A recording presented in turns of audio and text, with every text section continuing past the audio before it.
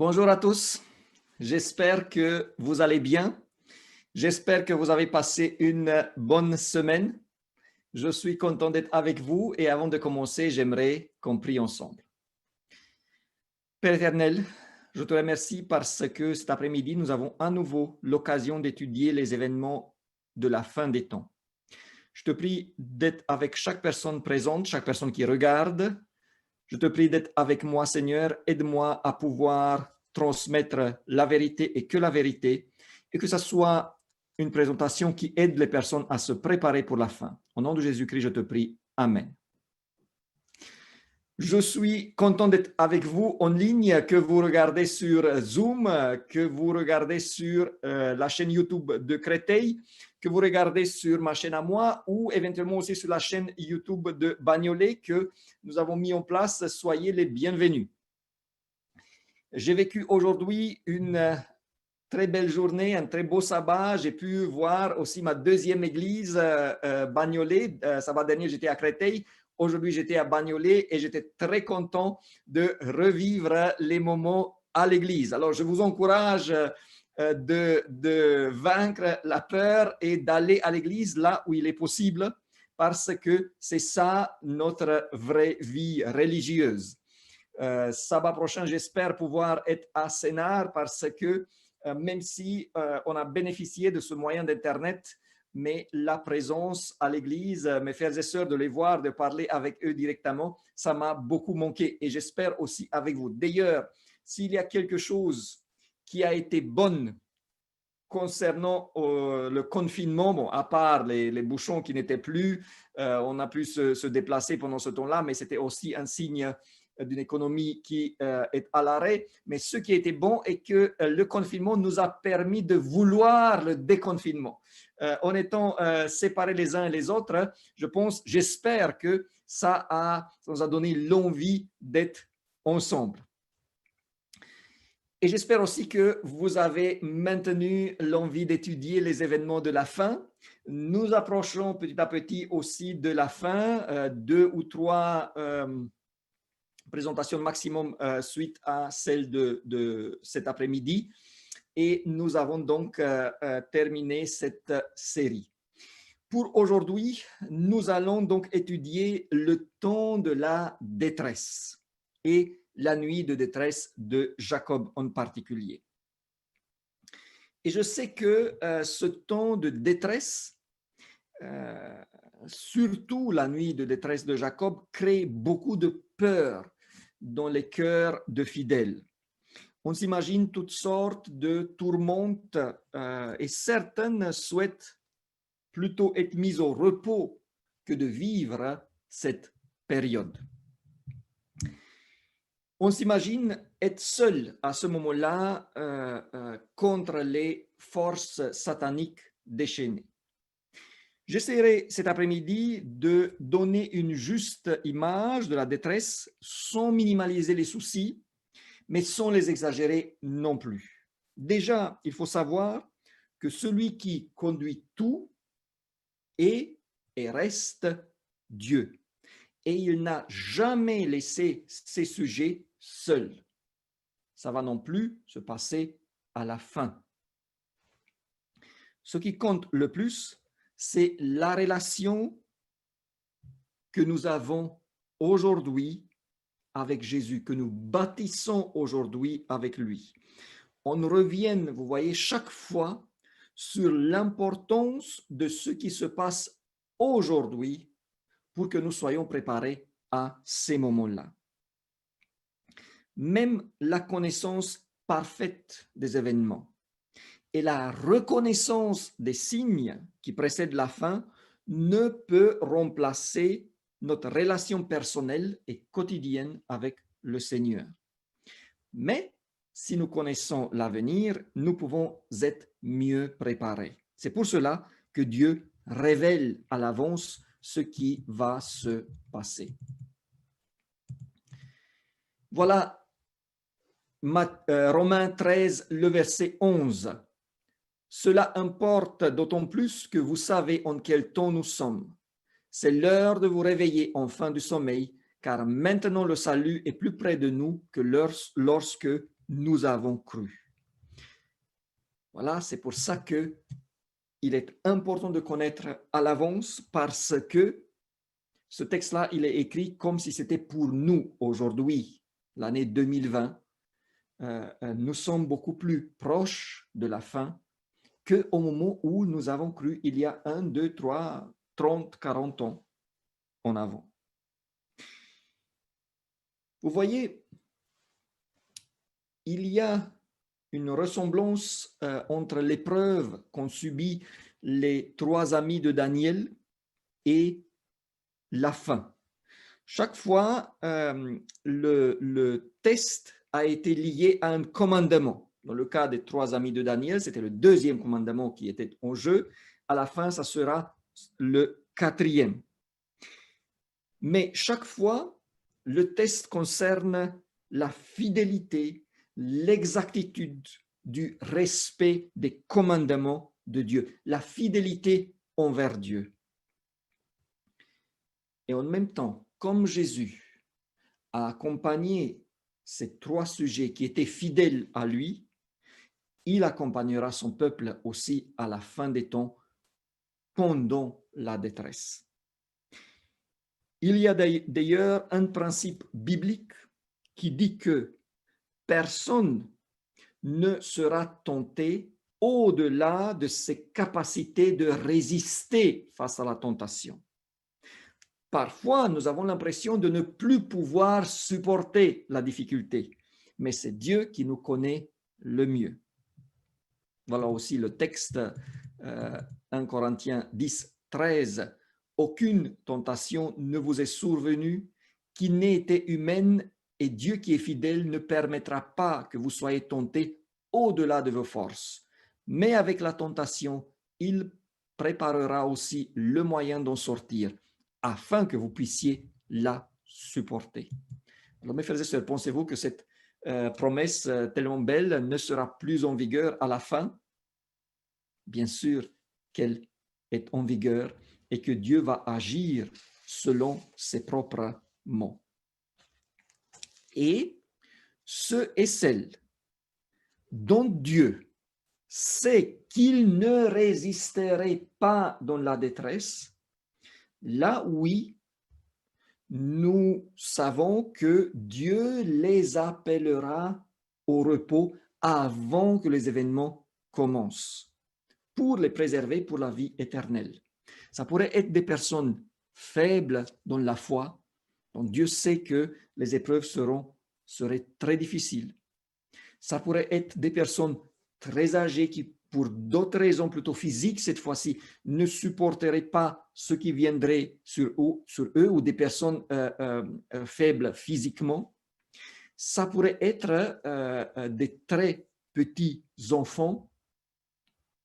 Dieu va faire tout pour que nous soyons sauvés.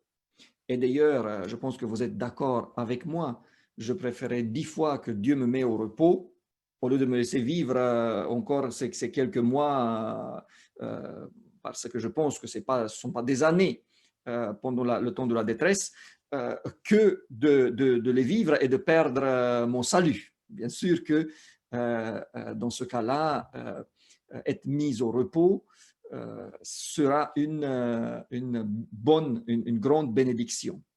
Et je vous présente aussi 2 citations dans ce sens. Un du Conseil pour la santé et un des messages choisis. Il sait si ceux pour qui les réclamations sont faites, s'ils avaient vécu, pourraient supporter l'épreuve et le test qui suivra. Il connaît la fin depuis le début. Beaucoup seront mis au repos avant que l'épreuve ardente du temps de détresse ne vienne sur le monde. Et la deuxième citation, le Seigneur m'a fait savoir que beaucoup de petits-enfants seront mis au repos avant le temps de détresse. Nous révérons nos enfants. Nous les rencontrerons et les reconnaîtrons dans les parvis célestes. Faites confiance au Seigneur et soyez sans crainte. Voilà, le contexte dont sont prononcées ces situations n'est pas important pour nous maintenant. Ce qui est important est de voir que Dieu va appeler au repos ceux et celles dont il sait que l'épreuve sera trop difficile. Donc, Dieu prévoit les choses. Maintenant, premièrement, premier point, comme d'habitude, je vous invite à voir les textes bibliques qui parlent du temps de la détresse pour que nous ayons les références de savoir voilà, d'où est-ce qu'on parle. D'abord, nous avons une citation dans le livre de Jérémie qui parle d'un temps d'angoisse pour Jacob. Jérémie 30, de 5 à 7. Ainsi parle l'Éternel. Nous entendons des cris d'effroi. C'est l'épouvante, ce n'est pas la paix. Informez-vous et regardez si un mal enfante.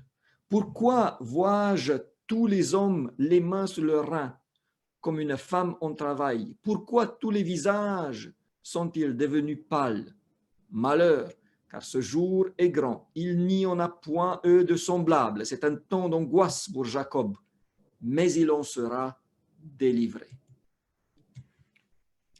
C'est de là donc que vient cette expression la nuit de détresse de Jacob, qui fait référence à la nuit que Jacob a vécue en prière et en lutte avec Dieu avant de rencontrer Ésaü. Et vous voyez que le passage, il est très angoissant. Il s'agit d'une épreuve sérieuse, même très sérieuse, mais le passage finit, mais il sera délivré. Nous avons encore quelques passages qui parlent de la détresse. D'abord, Daniel, le verset 12, le chapitre 12, le verset 1. En ce temps-là se lèvera Michaël, le grand chef, le défenseur des enfants de ton peuple, et ce sera une époque de détresse, telle qu'il n'y en a point eux de semblable depuis que les nations existent jusqu'à cette époque. En ce temps-là, ceux de ton peuple qui seront trouvés inscrits dans le livre seront sauvés. Vous voyez, c'est à peu près la même formulation, sauf la nuit de détresse de Jacob. Matthieu 24, 21, 22. Car alors la détresse sera si grande qu'il n'y en a point eux de pareil depuis le commencement du monde jusqu'à présent, et qu'il n'y en aura jamais. Et si ces jours n'étaient abrégés, personne ne serait sauvé, mais à cause des élus, ces jours seront abrégés. Et enfin, Apocalypse 7, 14, et il me dit, ce sont ceux qui viennent de la grande tribulation ou de la grande détresse. Donc voilà les passages de la Bible qui nous parlent d'un temps de détresse comme il n'y en avait eux jamais auparavant. C'est en ce qui concerne la détresse, le comble. Maintenant, regardons exactement de quoi il s'agit.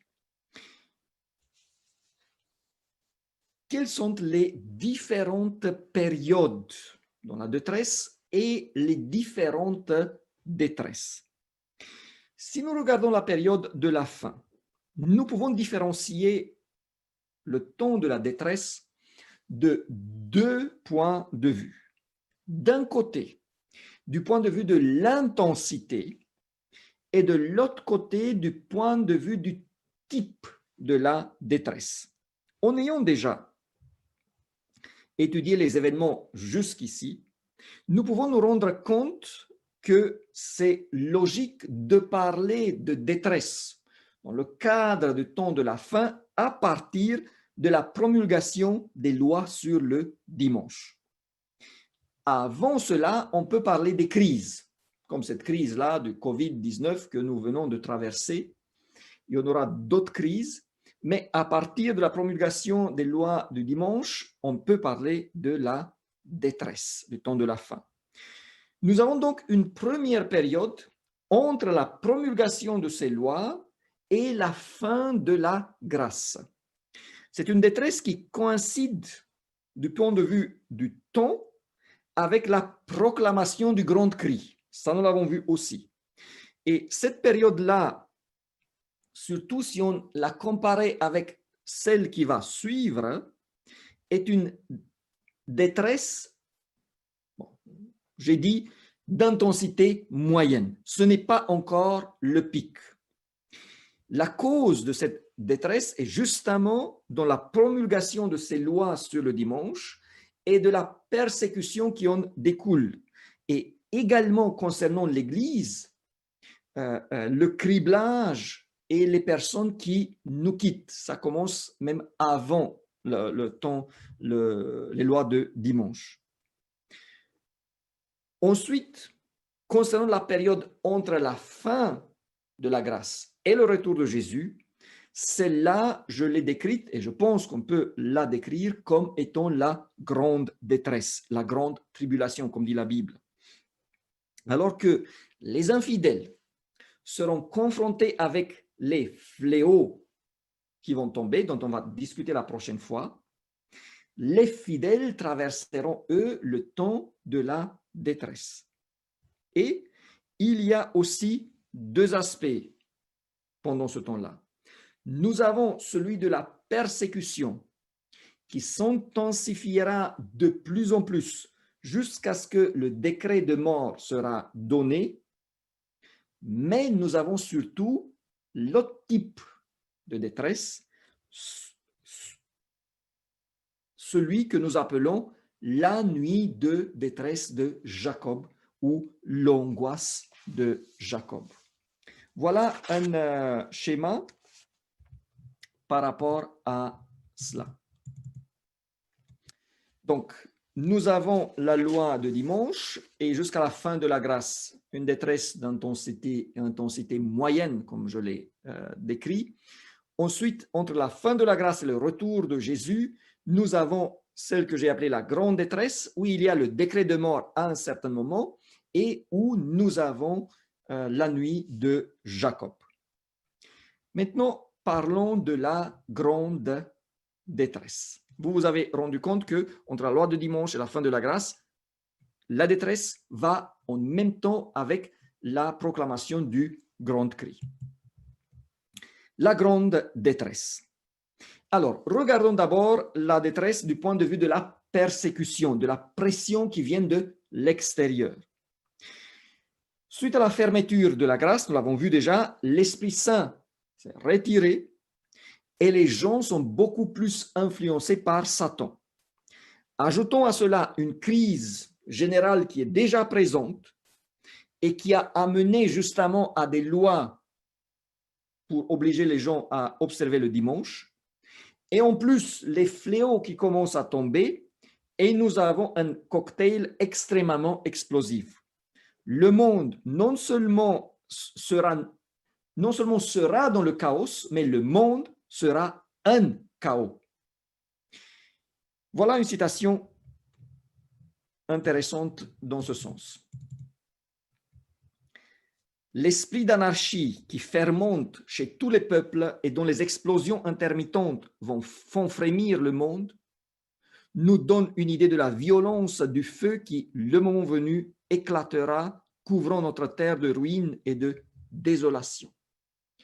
Frères et sœurs, cette citation-là me montre à moi à nouveau que l'esprit de prophétie est inspiré par Dieu.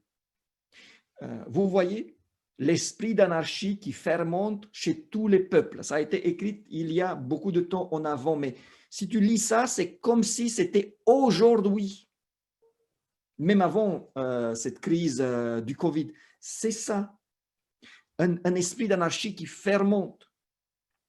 À propos, mon intention n'est pas de faire de la politique, mais je ne peux pas m'en empêcher de parler un tout petit peu. Parce que cette citation qui est prise dans un contexte de comparaison avec le monde d'avant le déluge, montre quel grand danger sont les mouvements et les personnes qui soutiennent et espèrent profiter de l'anarchie. Je considère, moi-même, ça n'engage que moi cette fois-ci, mais je considère que n'importe quel régime dictatorial, et j'en ai connu, est à préférer à l'anarchie. Nous avons un Dieu de l'ordre, et le désordre et l'anarchie est le terrain le plus propice pour les instincts animaliques, pour la chair, pour l'influence démoniaque qui fait que tout cela se développe. C'est pour cela, voilà, pour parler un tout petit peu de la politique, c'est pour cela que je ne comprends pas comment un chrétien adventiste pourrait soutenir un mouvement de type gilet jaune. Je ne dis pas qu'il ne faut pas faire des démonstrations et demander ses droits, même si je viens d'un pays où nous n'avons pas cette culture-là de faire la démonstration pour tout et assigner en justice pour n'importe quelle chose, on va en justice. Il y a quelqu'un qui est mort suite à un tremblement de terre, tout de suite, on va assigner en justice celui qui a vendu la terre parce qu'il n'a pas vu ce qu'il y a dessous, celui qui a construit dessus, celui qui a... Voilà, donc on a tout de suite... ça, c'est la France. Mais la manière dont ça s'est déroulé, le mouvement spécifique de Gilets jaunes, même si beaucoup disent non, non, nous étions pacifiques, c'était à côté. Non, mais c'est un mouvement anarchique qui même si le pouvoir serait dictatorial, ce n'est pas de cette manière que ça doit se faire. Et voilà, tout ce qui est anarchie qui va dans ce sens-là est le meilleur terrain pour que Satan puisse agir. Et c'est pour ça que quand je vois des personnes qui sur Facebook ou sur d'autres réseaux soutiennent ces mouvements-là, des personnes de notre Église, je secoue la tête. Voilà. Vous allez me permettre de faire cela. On ne peut pas être d'accord. On a le droit de ne pas être d'accord avec la direction et les dirigeants, mais aller vers l'anarchie, même sans le vouloir, mais aller dans ce sens-là, fait le jeu de Satan. Il y a d'ailleurs, maintenant je me suis lancé, je ne vais pas m'arrêter, les syndicats. Ellen White a des citations qui disent clairement que les syndicats, ce n'est pas quelque chose pour nous nous mêler dedans parce que ça ne vient pas de Dieu. Ce n'est pas le moment, mais pour vous donner un exemple, j'ai entendu une dame, bien sûr de la CGT, c'est là un peu la partie qui conteste tout, qui disait que pour que tout le monde puisse travailler, parce qu'il y a beaucoup de chômage, il faudrait baisser le nombre d'heures dont on travaille, donc de 36 à 32, ou voilà, c'était 32 je pense. Et moi, je me suis dit, il fallait continuer parce que je suis sûr, elle a dit, il faudrait travailler moins, mais gagner autant. Je suis sûr que cette dame-là, et surtout la CGT, ne va jamais demander qu'on travaille moins et on gagne moins pour que tout le monde puisse travailler. Mais si on va jusqu'au bout, pourquoi ne pas travailler 4 heures par semaine? Non, 7. Un pour chaque jour, ça va 6 heures par semaine. Voilà, 6 heures par semaine chacun, on gagne tous le même salaire et tout le monde va avoir à travailler. Donc, vous voyez, ces choses-là, il faut avoir quand même un peu de bon sens, même si beaucoup des choses que font nos dirigeants ne sont pas les meilleures, ça c'est clair. Il y a maintenant en Roumanie une grande lutte. Les uns, ils veulent ouvrir les frontières, laisser la liberté par rapport au déconfinement. Les autres, ils veulent fermer. Et comme par hasard, ceux que j'ai soutenus généralement dans ma tête sont ceux qui maintenant vont dans le sens... donc ça, c'est la politique. Je reviens pour conclure. Tant qu'il y a de l'ordre, tout type d'ordre, même la dictature, est à préférer, à mon avis, à l'anarchie. Voilà. Car dans l'anarchie, c'est quoi? Chacun est l'ennemi de chacun. C'est la loi de la jungle, où survit le plus fort. Alors que dans une dictature, par exemple, au moins l'ennemi est clairement identifié. Voilà, on est là, nous les petits, les faibles, et tu as, mais quand c'est l'anarchie, voilà, une dictature, il y a des stratégies à adopter pour survivre, mais dans l'anarchie, c'est soit moi, soit l'autre. Et ça, c'est la plus terrible des choses qui pourraient arriver.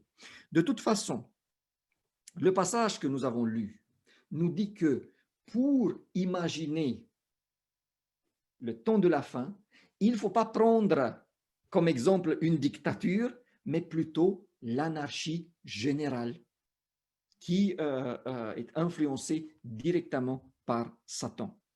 Voilà une autre description concernant ce temps, cette fois-ci dans la tragédie des siècles.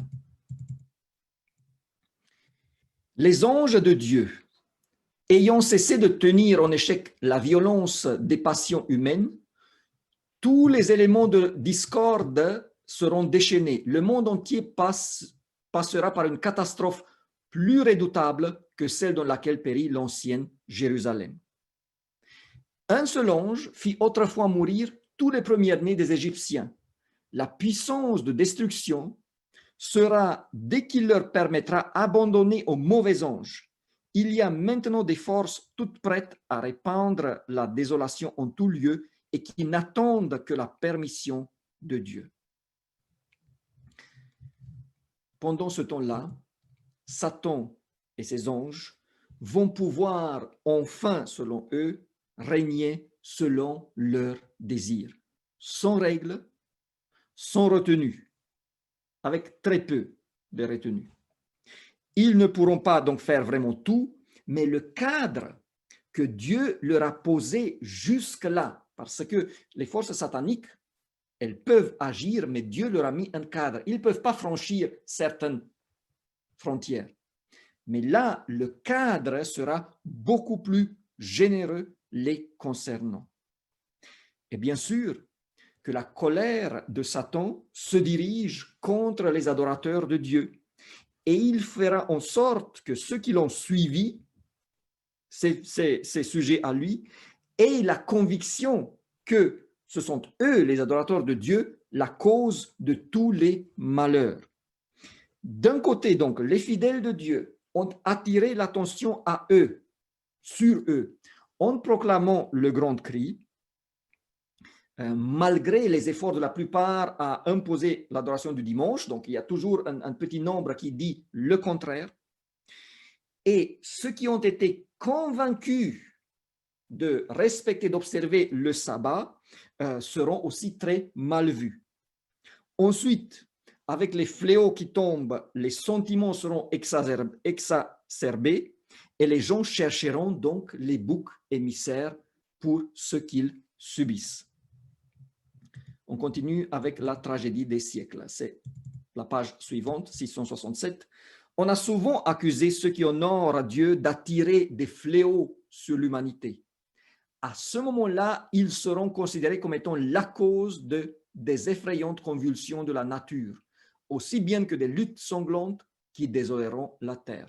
En outre, la puissance du dernier avertissement ayant enflammé la colère de ceux qui l'ont rejeté, l'esprit de haine et de persécution intensifié par Satan se déchaînera contre les fidèles.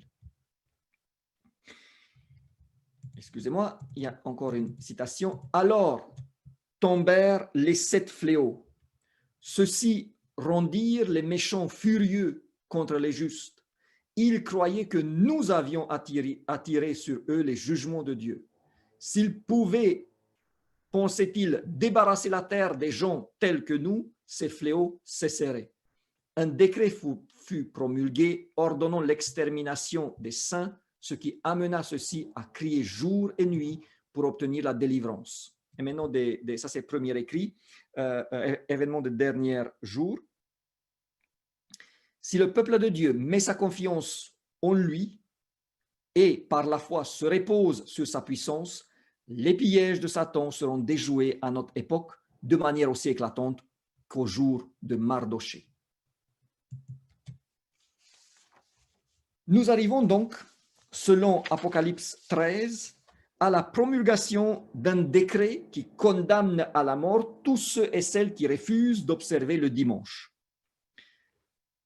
Sauf que le problème le plus important pour le peuple de Dieu ne sera pas cette persécution qui vient de l'extérieur, si puissante et effrayante qu'elle est, mais un conflit intérieur, celui que nous appelons la nuit de détresse de Jacob. Et je vous avoue, quand j'étais plus jeune, cette nuit-là particulièrement, elle était effrayante pour moi. Maintenant, en ayant étudié de quoi il s'agit, je ne peux pas dire qu'il s'agit d'une chose petite, mais c'est important de savoir de ce qu'il s'agit exactement. Alors, regardons encore une fois le passage biblique qui parle de cette nuit. Jérémie 30, 5 à 7. Ainsi parle l'Éternel. Nous entendons des cris d'effroi. C'est l'épouvante, ce n'est pas la paix. Informez-vous et regardez si un mal enfante. Pourquoi vois-je tous les hommes les mains sur le rein, comme une femme en travail? Pourquoi les visages sont-ils devenus pâles? Malheur, car ce jour, il est grand. Il n'y en a point, eux, de semblable. C'est un temps d'angoisse pour Jacob, mais il en sera délivré. Déjà, le passage montre que la crise est plus que sérieuse, que la détresse, elle est très grande. Elle est comparée avec les douleurs de l'accouchement et nous apprenons que c'est quelque chose d'unique, qu'on n'en a pas eu jusqu'à là. Voilà, cette fois-ci, une citation de la tragédie des siècles.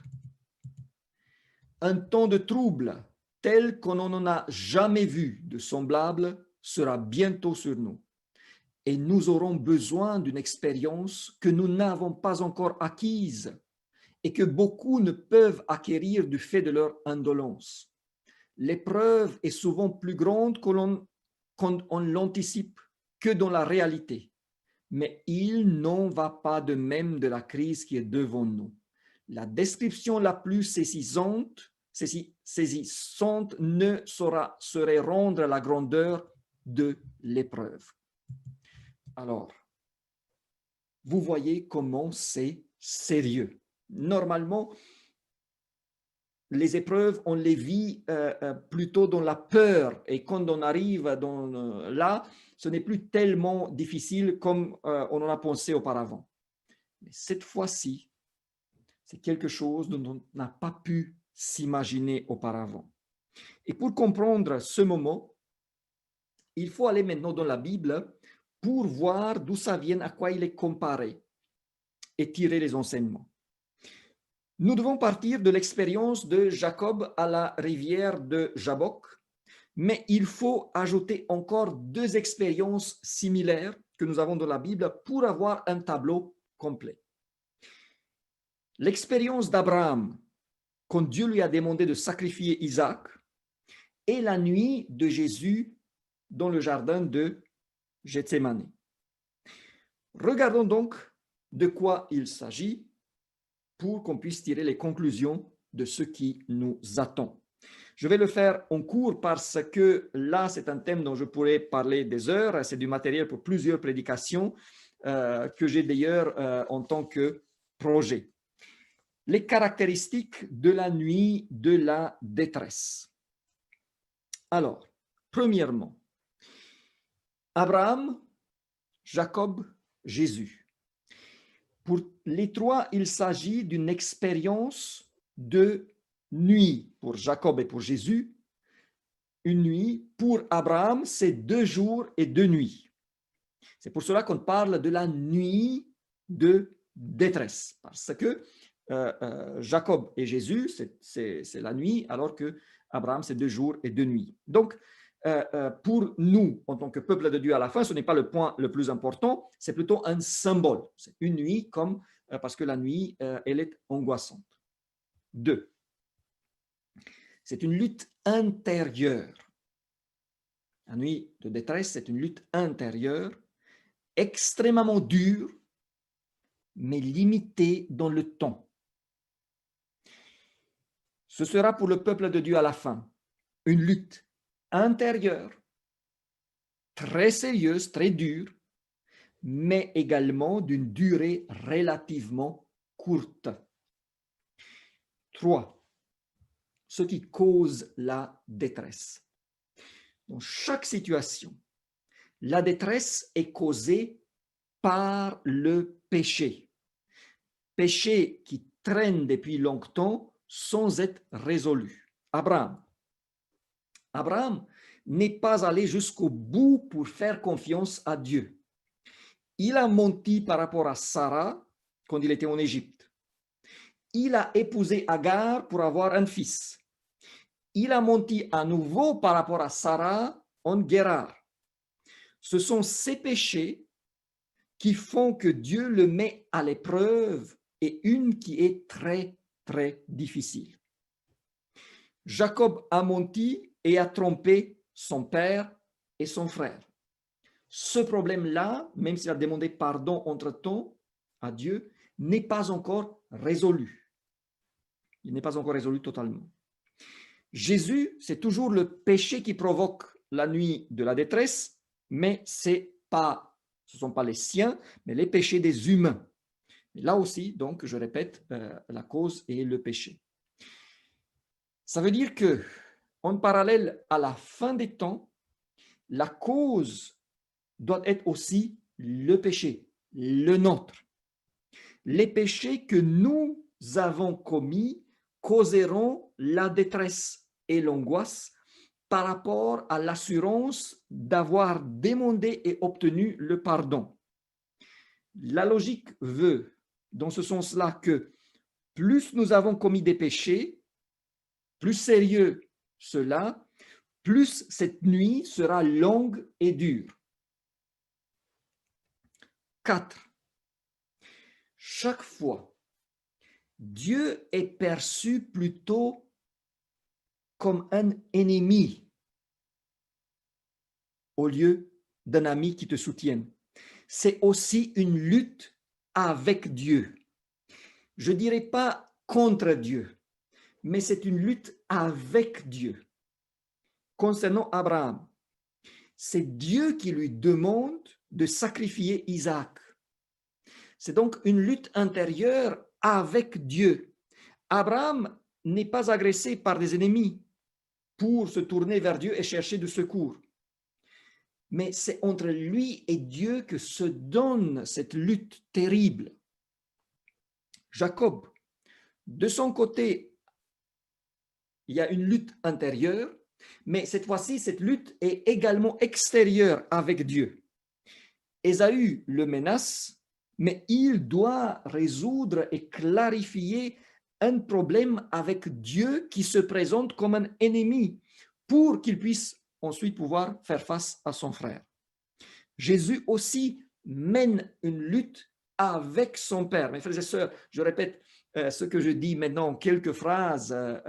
Il nous faudrait des heures parce que ce sont des choses qui sont très profondes, ça mérite d'aller en profondeur, mais ce n'est pas le cadre. Donc Jésus mène aussi une lutte avec son Père, dont la volonté, cette fois-ci, est contraire à la sienne. Lui, il souhaite ne pas se charger des péchés, ne pas souffrir, avoir la culpabilité, alors que le Père, il dit, il le faut.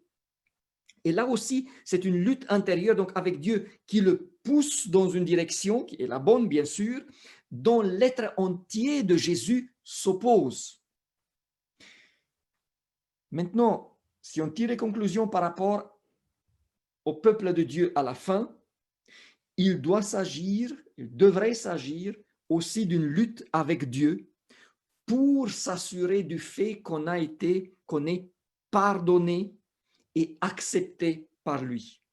Comme pour Jacob, cette fois-ci, il y a en plus la menace extérieure, mais c'est la lutte intérieure qui est la plus dure. 5. Les enjeux de cette nuit sont très, très importants.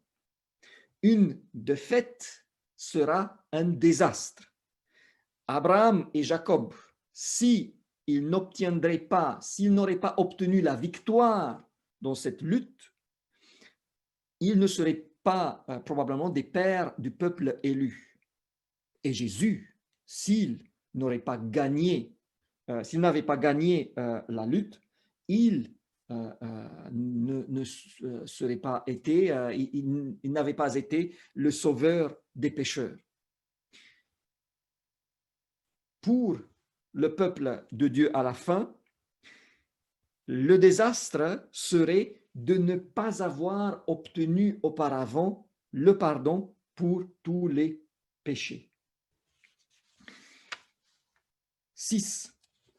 Dans chaque cas, Abraham, Isaac et Jésus obtiennent la victoire, qui confirme l'appel de chacun pour la grande œuvre que Dieu leur a confiée.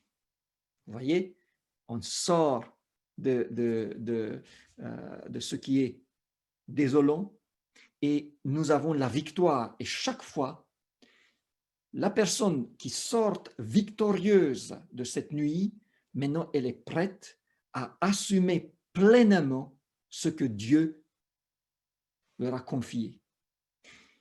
Pour le peuple de Dieu, il y aura aussi à la fin la victoire, mais il sera délivré. Comme Abraham, Jacob et Jésus, nous obtiendrons la victoire. Et cette victoire confirmera le fait que nous sommes prêts à être acceptés dans le ciel. 7.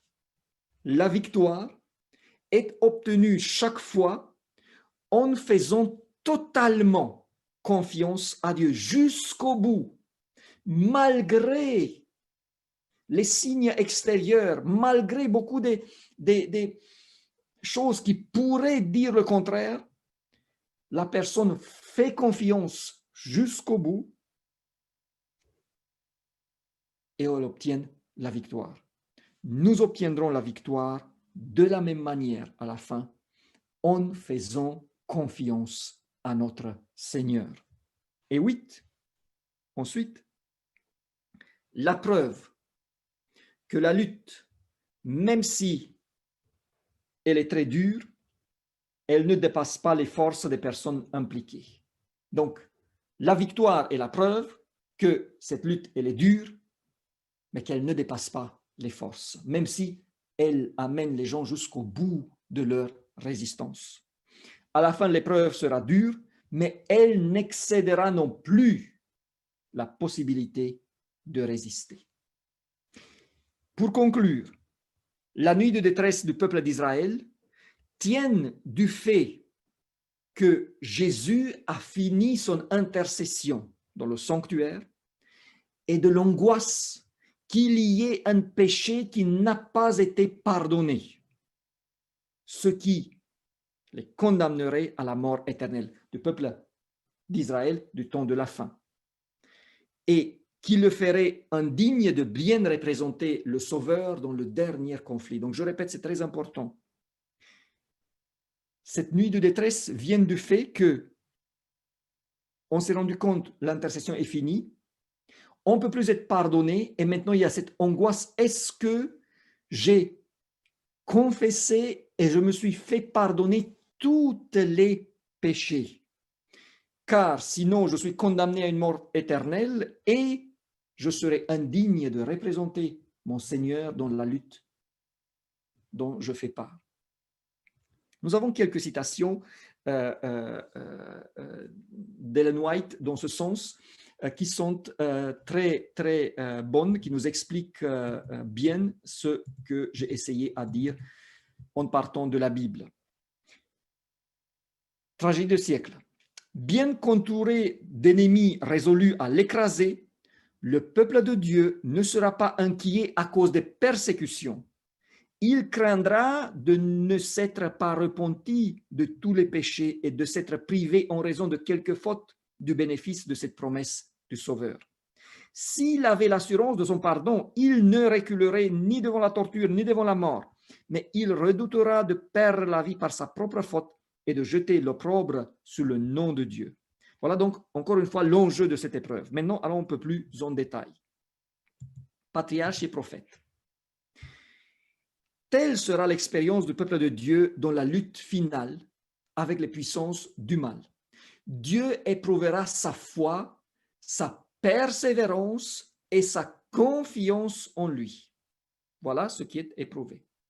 De son côté, Satan tentera de terrifier les fidèles à la pensée que leur situation est désespérée et que leurs péchés sont trop hideux pour être pardonnés. Donc, Satan est impliqué aussi.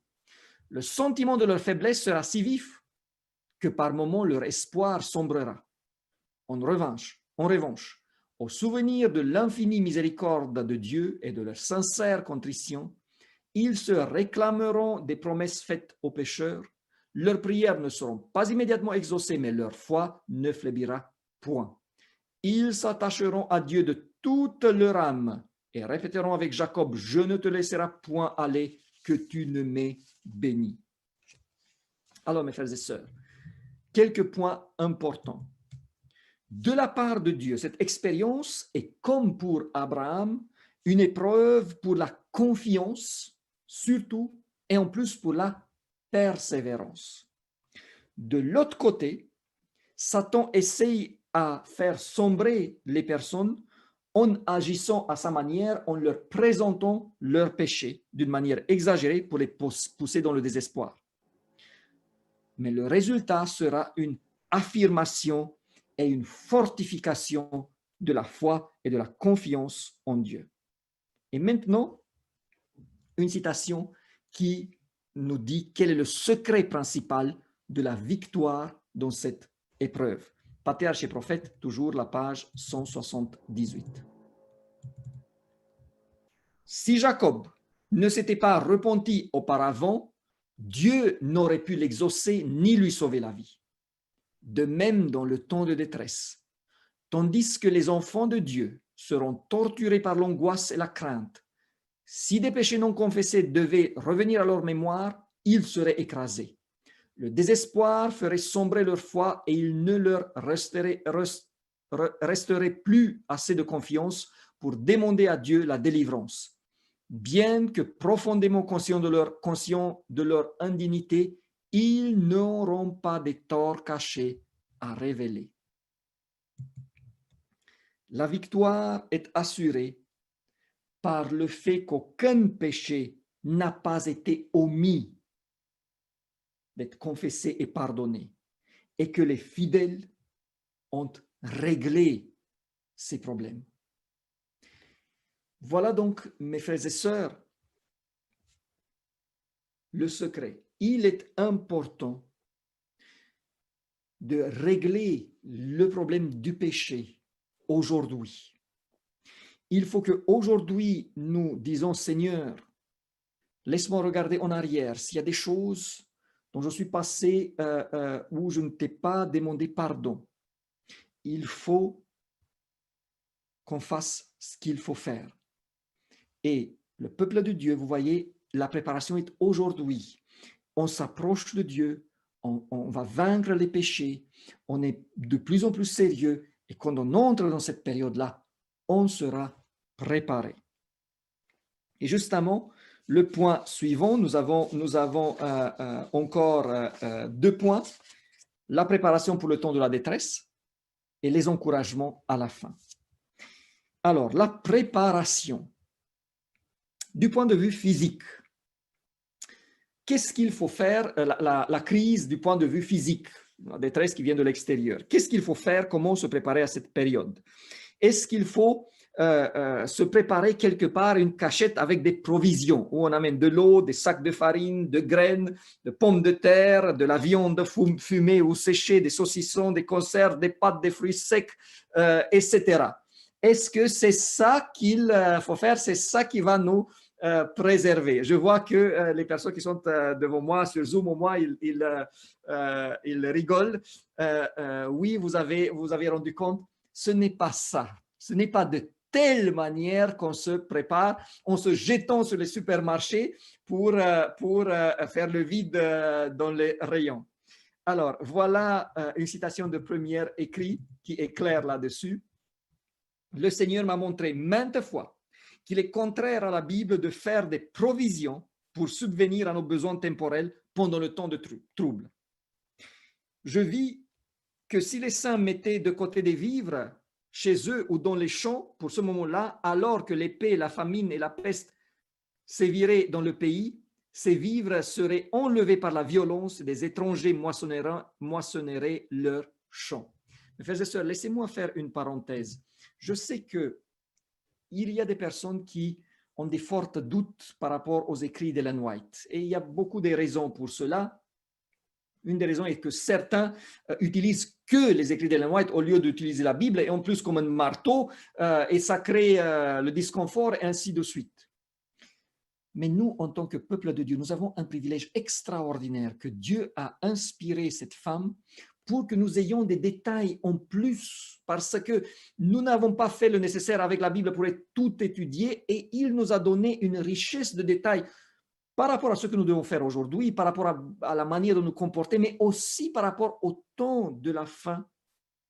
Et ça serait très dommage de ne pas en tenir compte. Ce sont pour moi des preuves que voilà, Dieu a choisi son peuple. Ça, c'est comme une parenthèse. Mais vous voyez que ce n'est pas la prévision. Voilà, j'ai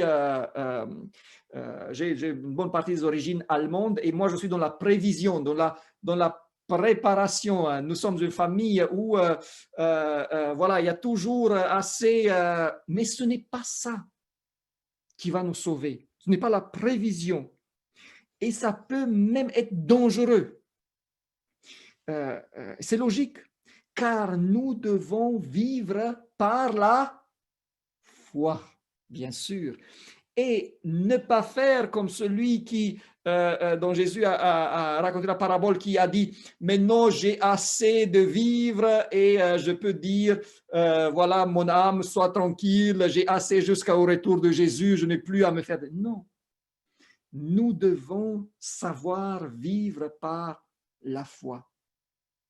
C'est pour ça que cette crise-là est aussi une préparation, et une bonne préparation, parce qu'elle nous aide à vivre par la foi. Nous avons déjà discuté le sujet des biens immobiles quand nous avons étudié la loi du dimanche. Mais voilà encore une citation par rapport à ce que nous détenons, surtout en biens immobiles. Premiers écrits, toujours la page 56. Les maisons et les champs seront inutiles aux saints pendant le temps de trouble, car ils devront fuir une populace en fureur. Et à ce moment-là, ils ne pourront vendre leurs possessions pour faire avancer le règne de Dieu. Il me fut montré que c'était la volonté de Dieu que les saints se débarrassent avant le temps de trouble de tout ce qui pourrait les gêner et qu'ils fassent alliance avec Dieu par le sacrifice. S'ils placent sur l'autel ce qu'ils possèdent et cherchent sérieusement à connaître leurs devoirs envers Dieu, il leur enseignera quand et comment disposer de ces choses. Ils seront alors dégagés de tout au temps de trouble. Vous avez compris que avoir des choses au temps de trouble, c'est plutôt quelque chose qui t'alourdit parce que tu es encore lié. Alors que déjà le temps est trop compliqué, il faut être dégagé et vivre par la foi. Maintenant, une question importante. Est-ce que nous aurons de quoi manger pendant ce temps-là? Est-ce que nous allons souffrir de faim? Là aussi, il y a deux citations, il y en a plusieurs, mais je présente deux qui sont très claires. Le peuple de Dieu ne sera pas à l'abri de la souffrance, mais bien que persécuté, angoissé, dénué de tout et privé d'aliments, il ne sera pas abandonné. Le Dieu qui a pris soin d'Élie ne négligera pas un seul de ses enfants, un seul. Celui qui compte les cheveux de leur tête prendra soin d'eux, et au temps de la famine, ils seront rassasiés. Tandis que les méchants seront victimes de la faim et des épidémies, les anges protégeront les justes et pourvoiront à leurs besoins. Et maintenant, conseil de la nutrition, le temps d'épreuve est devant nous. Alors, de dures nécessités exigeront du peuple de Dieu qu'il pratique le renoncement et de manger juste assez pour soutenir la vie. Mais Dieu nous préparera pour ce temps. En ces heures terribles, nos besoins fourniront à Dieu l'occasion de répandre sa puissance fortifiante et de secourir son peuple. Alors, vous voyez, il y a de la souffrance. Nous n'aurons pas une table remplie de 10 plats pour choisir et pour dire, ah non, non, j'ai mangé déjà il y a une semaine ça, maintenant je veux autre chose, et entrée, plat, dessert, tout, non. Mais nous n'allons pas mourir de faim. Voilà. Et je pense que ça suffit pleinement. Vous avez vu également que nous devrions aussi, c'est une préparation pour être prêts à vivre avec moins. Un de nos problèmes, pour beaucoup d'entre nous, est que nous exagérons avec la nourriture. C'est la qualité déjà, mais c'est aussi la quantité. Même ce qui est bon, on n'a pas à exagérer à cela. Et nos corps nous le montrent très vite. Je suis un de ceux qui ont subi cela. Donc, nos corps nous montrent tout de suite, pas tout de suite, mais après un certain temps, quand tu vois que la ceinture ne marche plus et que tu dois faire des achats, donc vous voyez, on perd de l'argent parce qu'il faut acheter d'autres vêtements, ça montre qu'il y a quelque chose qui ne va pas, que notre appétit n'est pas contenu. Il est important que nous savons vivre avec le minimum nécessaire. Ça ne veut pas dire que vous allez faire maintenant une semaine pain et l'eau seulement, mais il faut que nous arrivons à contenir notre appétit. Ça, c'est important. D'ailleurs, pour la dernière citation du Conseil de nutrition 237, je précise qu'il y avait une erreur de traduction. Donc, dans la version française sur Internet que j'ai cherché, il y a dans la version française, c'était dans le Conseil de nutrition. Après, dans la version anglaise, allemande, roumaine, c'était dans d'autres ouvrages. Mais le traducteur français n'a pas bien traduit. J'ai vérifié plusieurs fois, car et c'était assez dommage parce qu'il a traduit. Donc, vous voyez, parfois, il faut corriger certaines choses. Le temps d'épreuve est devant nous, alors les dures nécessités exigeront du peuple de Dieu qu'il pratique le renoncement. Et maintenant, le traducteur a traduit tout en s'efforçant de répondre le plus possible aux exigences de vie. Alors que la traduction originale, l'original dit « alors est de manger juste assez pour soutenir la vie ». Vous voyez, celui qui a traduit, il s'est dit bon, il faut prendre soin de toi, alors que l'auteur, il a dit, il faut juste assez pour soutenir la vie. Ce n'est pas pour aujourd'hui, mais c'est pour ce temps-là. Je conclus cette partie.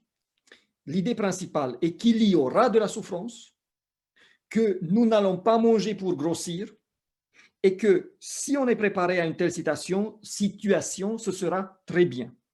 Mais nous n'allons pas mourir de faim et nous ferons des expériences avec Dieu par rapport à cela. Et maintenant, la préparation des cœurs par rapport à la nuit de l'angoisse de Jacob. Comme la tourmente de l'âme sera celle qui fera le plus de mal, la question qui se pose est si nous pouvons aujourd'hui nous y préparer, et si oui, comment? Que pourrait-on faire aujourd'hui pour que la détresse soit moins forte? Alors, je l'ai dit déjà, et c'est dans la logique des choses. Si la détresse vient des péchés que nous commettons, alors plus nous sommes sérieux dans le combat contre les péchés aujourd'hui, plus vite nous obtenons des victoires contre les péchés, mieux ce sera pour nous à ce moment. Et deuxièmement, très important aussi, je le dis, mais je n'ai pas insisté là-dessus. Vous avez vu que la nuit de détresse, du point de vue de Dieu, teste quoi? La confiance et la persévérance. La confiance en Dieu et la persévérance.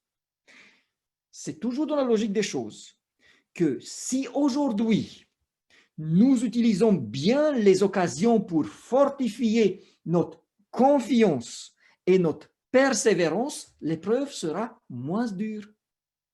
Parce que nous sommes déjà avancés dans ce sens.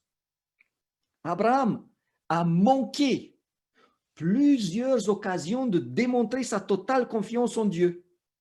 Et l'épreuve finale a été suite à cela extrêmement dure. Voilà, tragédie du siècle 674. Ceux qui n'exercent que peu de foi maintenant courent le danger de succomber à la puissance des séductions sataniques. Et si même ils supportent l'épreuve, leur angoisse sera d'autant plus profonde au jour de la crise qu'ils auront été moins habitués à mettre leur confiance en Dieu.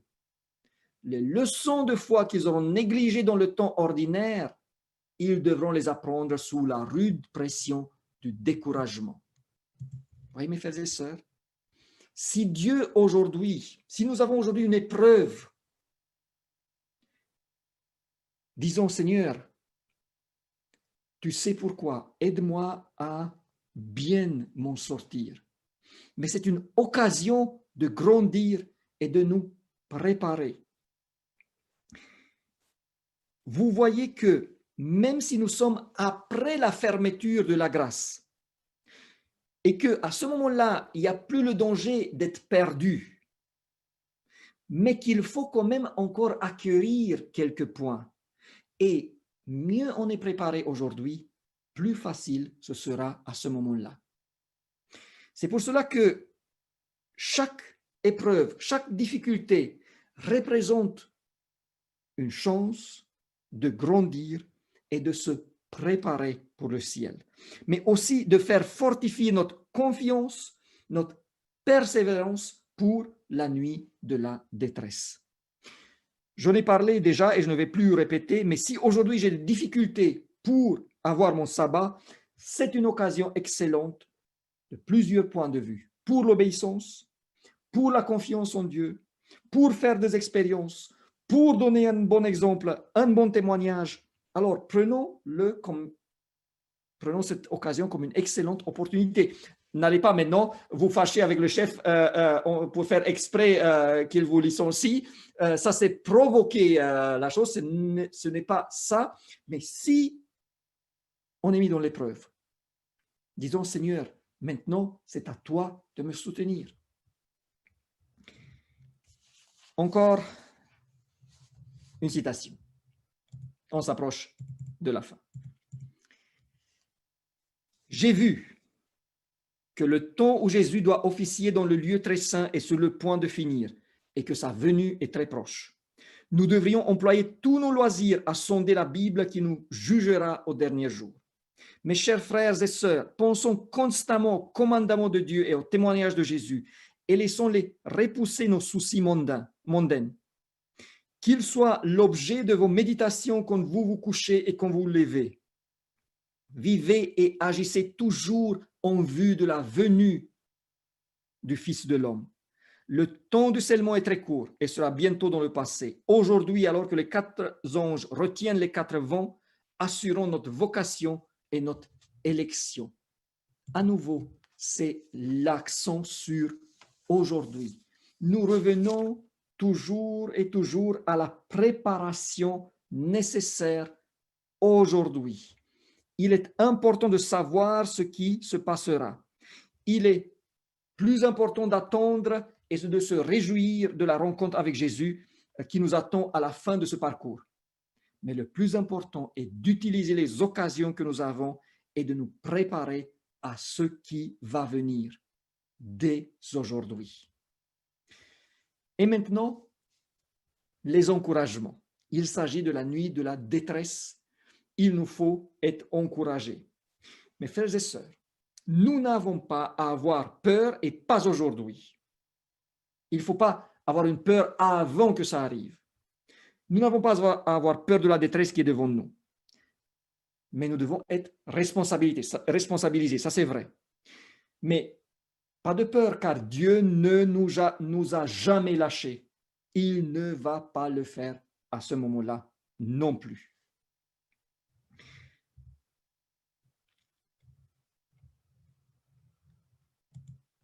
Tragédie des siècles. Les enfants de Dieu ne seront pas dispensés de la souffrance, mais tandis que le peuple sera persécuté et plongé dans la détresse, tandis qu'il endurera toutes sortes de privations et qu'il souffrira de la faim, il ne sera pas abandonné et ne périra pas. Si le sang des fidèles, témoins du Christ, était versé à ce moment, il ne servirait pas comme le sang des martyrs de sémence pour la moisson de Dieu. Ce sont des citations qui nous font comprendre, même si ce n'est pas à 100%, mais qui nous font comprendre que Dieu ne demandera pas à ce moment-là le martyr, qu'il ne laissera pas les ennemis avoir la joie de tuer son peuple. Et c'est toute une logique. Nos vies seront protégées par Dieu. En plus, nous avons la promesse de sortir vainqueurs de ces épreuves. Au milieu de la détresse qui vient, un temps de détresse comme on n'en a jamais vu depuis que les nations existent, le peuple de Dieu tiendra bon. Satan et ses anges ne pourront le détruire car des anges très puissants le protégeront. Et mes frères et sœurs, j'ai trouvé une citation que j'ai mise à la fin parce qu'elle m'a énormément plu. Et je trouve que c'est vraiment la partie la plus belle. Vous voyez, à ce moment-là, nous n'aurons plus d'intercesseurs. C'est la cause de l'angoisse parce qu'il n'y a plus de pardon possible. Mais nous n'avons plus d'intercesseurs. Mais nous avons et nous pouvons avoir une communion avec le Christ. Même s'il n'intercède plus, mais la communion avec lui n'est pas rompue. Nous serons en communion avec Dieu. Alors, voilà la citation qui dit ça. Il est impossible de décrire l'expérience du peuple de Dieu vivant sur la terre lorsque la gloire céleste et la répétition des persécutions du passé se mêleront. Ils marcheront dans la lumière qui vient du trône de Dieu. Par l'intermédiaire des saints anges, la communication sera constante entre le ciel et la terre. La communication sera constante. Donc, vous voyez, pas d'intercesseur, mais une relation, une communion forte, étroite avec le ciel. Alors, j'espère avoir fait le tour avec vous pour démontrer la sérieuxité de ce qui nous attend, pour montrer l'importance de la préparation, mais aussi pour dire que nous n'avons pas à avoir peur.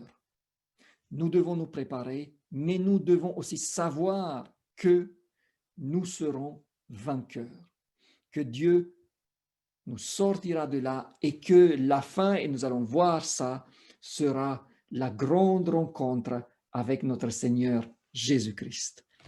Prions dans ce sens-là, mes frères et sœurs. Père éternel, je te remercie parce que nous avons pu à nouveau faire un pas à l'avant pour connaître ce qui se passera à la fin des temps. Seigneur, ce temps de détresse qui est devant nous, ce n'est pas facile à y penser parce que beaucoup d'entre nous pensent qu'ils ne seraient peut-être pas capables de traverser, de supporter, de vaincre dans ces conditions-là. Mais Seigneur, aide-nous à mettre notre confiance en toi, aide-nous à fortifier notre confiance, à être persévérant, Seigneur, à être préparé pour ce moment-là. Aide-nous, Seigneur, à être ton peuple et quand ça va venir, nous le savons que tu seras à côté de nous. Au nom de Jésus-Christ, je te prie tout cela. Amen.